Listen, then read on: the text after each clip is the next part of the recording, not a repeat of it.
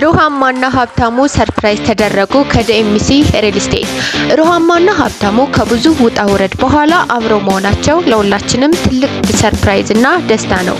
አንዳንዴ የምናስበው ሳይሆን ማናስበው ነገር በህይወታችን ይሆናል። በዚህ አጋጣሚ ሩሃማና ሀብታሙ እንኳን ደስ አላችሁ። ደስ ብሎናል ሁላችንም። በእውነት ያው የሰው ልጅ በፍቅር ውስጥ ብዙ ፈተና ይመጣበታል፣ ተስፋ ያስቆርጣል፣ ችግር ውስጥ ይጥላል። እውነተኛ ፍቅር ከሆነ ግን ማንም አይነጥለውም። ሩሃማም ትግስት አድርጋ በመጨረሻም ሀብታሙን ያው ፍቅሯን አግኝታለች ማለት ነው።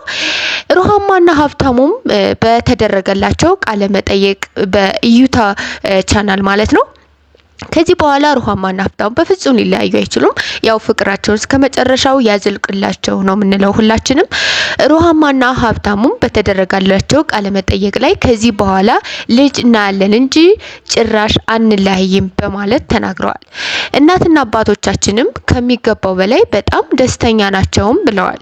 የሩሃማ ወይም ደግሞ የሀብታሙ እናትና አባቶቻችን የሁለታቸውም ቤተሰቦቻቸው በድጋሜ በመታረቃቸው ከምንም በላይ ደስተኛ እንደሆኑም ይናገራሉ ማለት ነው። ሩሃማና ሀብታሙም እንግዲህ ከዚህ በኋላ ልጃችንን እንጠብቃለን ብለው በደስታ ነው የተናገሩት ማለት ነው። ዲኤምሲ ሪል ስቴትም ለሩሃማና ለሀብታሙ ሰርፕራይዝ አደረጋቸው በእይታ ቲቪ የቀረበ። ዲኤምሲ ሪል ስቴትም ለሩሃማና ሀብታሙ ቅድሚያ ክፍያ ለእናንተ ይሰጣል በማለት ደስታቸውን እጥፍ ድርፍ አድርጎላቸዋል።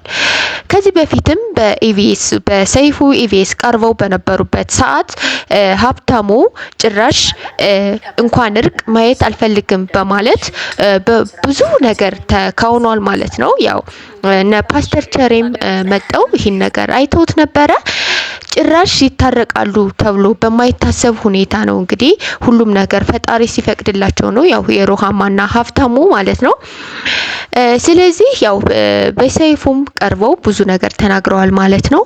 ፍቅራችን እንደ አዲስ ነው፣ እንደ ትዳር ሳይሆን ልክ እንደ ፍቅረኛሞች ነው የሆነው በማለት ብዙ ደስታቸውን ለሁሉም ኢትዮጵያውያን አድርሰዋል ማለት ነው።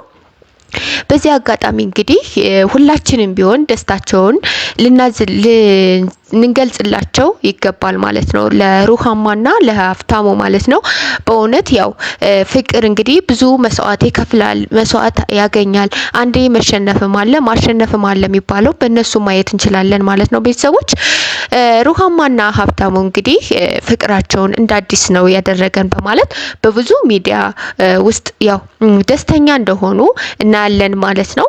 እነሱም በደስተኛ እንደሆኑ ነው የሚገልጹት ማለት ነው፣ ሁሉንም ማለት ነው። እንግዲህ ከነዚህ ሰዎች በዚህ በነ ሩሃማና ሀብታሙ መካከል የብዙ ሰዎች ህይወት ይኖራል ማለት ነው። በእነዚህ ሰዎች ላይ እኔስ ብሎ ማሰብ ራሱ በጣም ትልቅ ነገር ነው ማለት ነው። ሩሃማና ሀብታሙ መሳል የሆኑ ሰዎችም እውነተኛ ፍቅር ከሆነ መቼም እንደማይለያዩና በራሳቸው ነገሩን እንደሚያቀሉልትም እርግጠኛ ሁን አድርገው ለሁሉም ምሳሌ ሆነዋል ማለት ነው። እንግዲህ ከዚህም በኋላ የመለያየት ሳይሆን ለወደፊት እንዴት ማደግ እንዳለባቸው ራሱ ይነገራል ማለት ነው። እንግዲህ ዲኤምሲ ሪል ስቴትም ለሩሃማና ለሀብታሙ ቅድሚያ ክፍያ ለእናንተ ይሰጣል በማለት ደስታቸውን እጥፍ ድርግ አድርጎላቸዋል ማለት ነው። እንግዲህ እነሱን ከዚህም በላይ ደግሞ እጥፍ የሆነ ደስታም ሊኖር ይችላል ማለት ነው። ከምንም በላይ ግን ገንዘብ፣ ቤት፣ ሁሉም ነገር ቀሪ ነው። ዋናው በፍቅር መዝለቅ ነውና ሁሉንም ወይም ሁላችንም ሰርፕራይዝ ያደረገን የነሱ ፍቅር መመለስ ነው ማለት ነው። እንግዲህ ቤተሰቦች ከነዚህ ጥንዶች ብዙ ነገር መማር እንችላለን። አንደኛ ጥረት፣ ትግስት ካለ ፈጣሪ የፈቀደው ፍቅር ምንም ሊለየው አይችልም ማለት ነው። ስለዚህ ከዚህም በኋላም ሀብታሙ እንደተናገረው ኩላሊትን ሰጣሃት፣ እንደዚህ ያደረገችህ፣ እንደዚህ ሆነ፣ በፍጹም እንዳትሉኝ፣ ኩላሊቴን የሰጠዋት ሴት ነች፣ ፍቅረኛዬ ነሽ በማለት ጭራሽ እንዳታነሱብኝ በማለትም ተናግሯል ማለት ነው። ሩሃማም ከአሁን ባገኘችው ፍቅር ስትጠብቀውና ስትጓጓው የነበረችው ስለሆነ ቃላት የለኝም ይሄን ፍቅር ለመግለጽ በማለት እሷም በፍቅሯን ገልጻለች ማለት ነው። ስለዚህ ቤተሰቦች ፈጣሪ የፈቀደው ፍቅር ማንም ሊለየው ስለማይችል ማለት ነውና የሩሃማና የሀብታሙ ፍቅር በብዙዎቻችን ተደራሽነት ያለው ነው ማለት ነውና ብዙ ትምህርቶችን ያስተምራል። አንዳንዴ ሰዎች የሚሰጡን ፊድባክ ከዛ ተነስተን ተስፋ ልንቆርጥ እንችላለን። ሰዎች ደስታ ፊድባክ ሲሰጡን እኛ ደስታችን ይዘልቃል።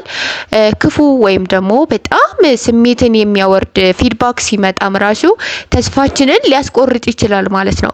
በዚህ አጋጣሚ ግን ሩሃማ የእውነት የፍቅር ጀግና ናት ነው እኔ በራሴ ሩሃማን ምገልጻት በጣም ጀግና ነች ማለት ነውና ከብዙ ነገር በኋላ ራሷን ከሚዲያ ራሱ ብዙ ነገር ለሷ ብዙ ፊድባክ እየመጣላት ግን ራሷን በትዕግስት አቁማ ለዚህ በመጨረሻም ስትጓጓለት የነበረውን ህይወቱን አሳልፎ ለሰጣት ፍቅረኛዋ መጠበቋ ራሱ በጣም ትልቅ ነገር ነውና ስለዚህ የእውነት እኔ በበኩሌ በጣም ነው ደስ ያለኝ የሩሃማና ሀብታሙ ድጋሚ መገናኘታችን። እንግዲህ በዚህ አጋጣሚ በተለያዩ ችግሮች ወይም ደግሞ በተለያዩ ምክንያት የተለያዩ ሰዎች እንዲገናኙ ያው ምኞታችን ነው ማለት ነው። ከሩሃማና ከሀብታሙ የፍቅር ግንኙነት ውስጥ መማር ትችላላችሁ ማለት ነው። የዛሬ ይጠቅማል ብዬ ያሰብኩት ይሄን ይመስል ነበር። ሰብስክራይብ እያደረጋችሁ ቤተሰብ እንድትሆኑ ጋብዛችኋለሁ። በዚህ በእንማማር ቲዩብም በዚህ ህይወት የምትኖሩ ካላችሁ ብዙ ሰዎች በሳይኮሎጂ ኦር በተለያዩ ነገሮች ሊመለሱ ስለሚችሉ ሀሳብ እየሰጣችሁ ቤተሰብ እንድትሆኑ ጋብዛችኋለሁ። በቀጣይ በአዲስና በአስተማሪ በሆነ ቪዲዮ እስከምንገናኝ ድረስ ሰላም ሰንብቱ። ባይ ባይ።